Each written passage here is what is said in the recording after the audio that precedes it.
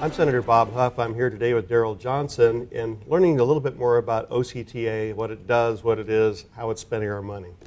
Darrell, great to have you with us. Can you tell us what OCTA is? It sounds like something that has 8 sides or something. Well, thanks, Senator. Thanks for the invitation to be here today. We're the Transportation Authority for Orange County, and in that role, we're responsible for planning of the freeway system, along with Caltrans, the streets and road system. We manage the bus system. We're the owner and operator of the 91 express lanes, and we also do things like paratransit, and we administer the taxi cab program. Paratransit, what is it? Paratransit is a parallel bus system for folks with disabilities in some manner, either cognitive or physical, that they can't ride the regular bus system. So that's part of our service that we provide to the residents of Orange County. Okay. A lot of people don't know that, I'm sure. And you get your funding from where? Well, we generally have 3 major funding sources. Our biggest single funding source is Measure M2. That's passed by the voters in 2006 in Orange County. That's a half-cent sales tax that funds mostly the freeway program, the streets and roads program, and then the transit program focused on Metrolink commuter rail in the county. We also receive funding from the state and federal government for various freeway, street, road, and transit programs. And when you have local money, you can help use that to leverage to get more money from the federal government and sometimes the state government, right? Absolutely. One of the key things about a local sales tax like we have here in Orange County is that that puts us in a very positive position to be able to go after those discretionary funds from the state government and from the federal government. And part of the reason we're successful in that is being able to show that transportation is an important investment and is valued by the community here in Orange County. And we're able to put our money up front and attract other investment. And we've been very successful at that on a number of projects within the county. In fact, in Sacramento and other places, we call that self-help counties because taxpayers see a need for improvements, so they tax themselves, and with that, then it shows Sacramento or even the federal government that these guys are interested in it. They put matching money so you can go a lot further in getting things done. Not all counties are self-help counties, but the 3 that I represent, Orange County being the largest, as far as population for me, are self-help counties, so we appreciate that. So talk about Measure M. How's the money coming in? How are the projects unfolding? What are you up to? Well, Measure M, as I mentioned earlier, was passed by the voters in November of '06, and we didn't start collecting the sales tax until April of 2011. So in that 5-year period, we really took an aggressive effort to get projects ready, doing those things like environmental planning, community outreach, engineering and design. So when we had those dollars, we were able to get ready and put projects out there. So today, the dollars are coming in a little bit lower than anticipated due to the impact of the Great Recession. But by getting that early start, we were able to save money on construction bids, we were able to save money on labor cost, and we were able to save money on financing in certain instances. So today, as we sit here having this conversation, we have more than $1 billion of construction underway in Orange County. That includes the freeway program, railroad grade separations, streets and roads, rail stations, and we couldn't have any of that underway without Measure M. So we're obviously very focused on getting that done. The impacts of the recession are still with us, but we've been very aggressive in delivering the projects. Well, in fact, when Measure M2 was passed in 2006, nobody knew we were right on the verge of what we now call the Great Recession. So it was sales tax based for the revenue, and clearly when people aren't spending money, you're not getting as much. But you talked about being able to get contractors cheaper or being able to do the work at a lot less cost than was originally estimated. Is there a way to quantify, or have you got anything, roughly about, so you didn't have the sales tax revenue, but you were able to get people cheaper? Is it a wash, or is it a little bit ahead, behind? Yeah, it's a great question, Senator. When we came right before the Great Recession, our forecast for 30 years of sales tax was in the neighborhood of $24 billion. Mm-hmm. And today, our forecast for Measure M2 is about $15.5 billion. So we have to make that up someplace. Mm-hmm. And the downturn in sales tax was so severe and so quick that the way we could recover was really getting those jobs out sooner. So on average, we've seen every job that we bid to the construction industry in the last 4 years as much as 30 to 35% below our engineer's estimate. Coupled with very, very low borrowing cost, historically low borrowing cost, we could issue long-term debt against that future sales tax revenue stream that would be lower than the rate of inflation. So we believe at this point in time, by taking advantage of early project delivery, a down market, and historically low debt financing cost, that we're going to be able to deliver the entire program of projects that we promised to the voters. We're very aggressive in that, and can't be overlooked that this provided much needed jobs in the worst recession that we've ever experienced. The construction industry in Orange County Unemployment approached 40% at the peak of the recession, and these types of jobs clearly help that. So we've been able to create a significant number of construction-related jobs and related industry jobs with this program. And with an aggressive approach, we think we're going to be able to deliver on schedule and on budget. So tell us about some of those projects you have going that are hopefully on schedule and on budget. Well, a couple of them, particularly in the northern part of Orange County, which you represent, the State Route 57 widening is under construction today. Yeah, I notice that every time I drive, I'm getting slowed down. We're about a little more than halfway through, and obviously we're making a lot of improvements to interchanges. We're adding a lane, particularly in the northbound direction, a lot of improvements there. These are much needed improvements. We improved the State Route 57 in the mid-90s, but we needed to do that again. We're widening that. That's underway with our partners at Caltrans. In the east-west corridor, the rail corridor that runs through Fullerton, Placentia, Yorba Linda, we have a program of projects to grade separate or put the road underneath the railroad or over the railroad in 7 locations. It's about $600 million. That's Measure M dollars, State Proposition 1B dollars, and also federal dollars. Those are underway. And then if we move over into the western part of the county, we're building carpool connectors between the 22, the 405, and the 605. And who can forget the work that we've done on the 91? We've added 18 lane miles in the last 10 years, and we have another 4 miles under construction today between State Route 57 and Interstate 5. You talked briefly about grade separations. I think you call them OC bridges or something like that. Can you tell us the whole purpose of that? I know we get a lot of port traffic that comes through I think you have the Santa Fe rail line coming through your BNSF. Right. So tell us more about these grade separations and how it impacts the quality of life for people, both before or after you've done the separations. Absolutely. Well, we're very fortunate in Southern California that we have the ports of Long Beach and Los Angeles together.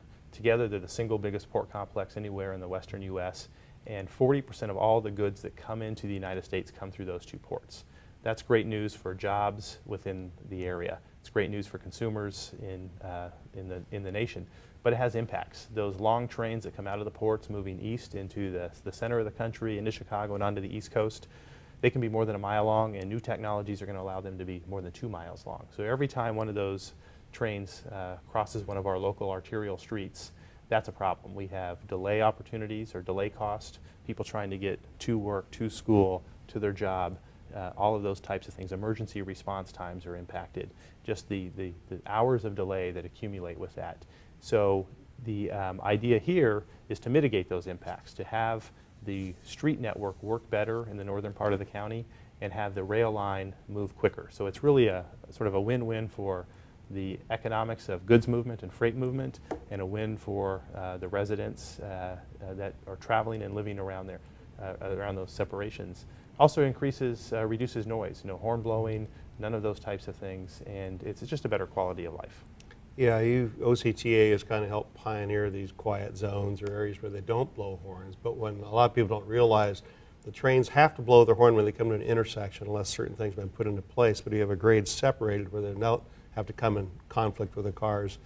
They don't have to blow their horns. I know in my area I hear trains until they did a similar thing. We're doing grade separations up in LA County that I was involved with before, but some of these engineers love to tap out Yankee Doodle, I think, at 2 a.m. just because they're bored and falling asleep, but they don't get an opportunity to do that when they don't have a at-grade crossing they're coming up on.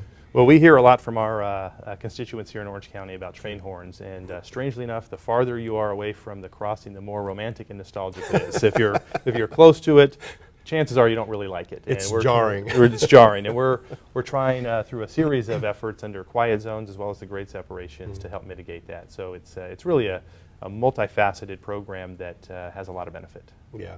Well, you're doing great work on that and been following that some. Tell us about some of the other projects you're doing with Measure M. I don't think we've exhausted all of them yet.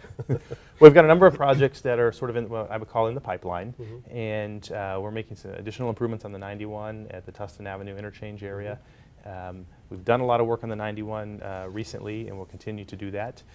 We have plans to widen and improve the 405 from Costa Mesa all the way to the Los Angeles County line. That's a pretty big project, right? It's a big project.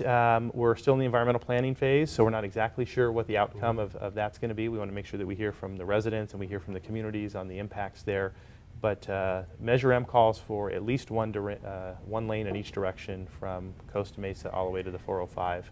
We've examined opportunities for 2 lanes. We've examined opportunities for express lanes similar to the 91 express lane. So we're going through that process now. It's about $1.4 billion. The freeway in that part of town sort of is at an angle or askew across the street network, so that means we need to replace 17 local bridges. So there's a lot of cost with that, but it's a very congested corridor. We know we need to make improvements, and we're working through that now. We also have, as you move south into Orange County on the I-5, we have 3 separate projects scheduled over the next 3 to 4 years that will widen the I-5, really from about the El Toro Y all the way to San Clemente, and that represents close to $1 billion investment in the south part of the county as well. Well, that's great. I'd like to switch gears just a little bit, and then we'll get back to some of your projects, but let's talk about the organizational structure of OCTA. Who makes up the board, and you know, how does that all work? People like to know who represents them here. It's a great question, Senator. We have a 17-member board of directors, and 5 of them are the county supervisors. So as they get elected to the county board of supervisors, they automatically serve on the OCTA board of directors.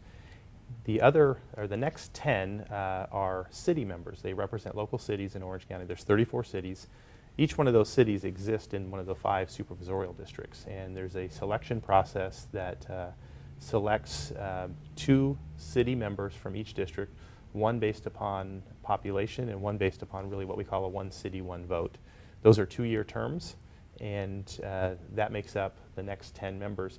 And then we have 2 public members, and the public members are selected by the other 15. So we have an open application process for that when a vacancy occurs. Those are 4-year terms, and they are selected by their colleagues. And we also have the Caltrans district director here in Orange County. It's appointed by the governor as an ex officio non-voting member.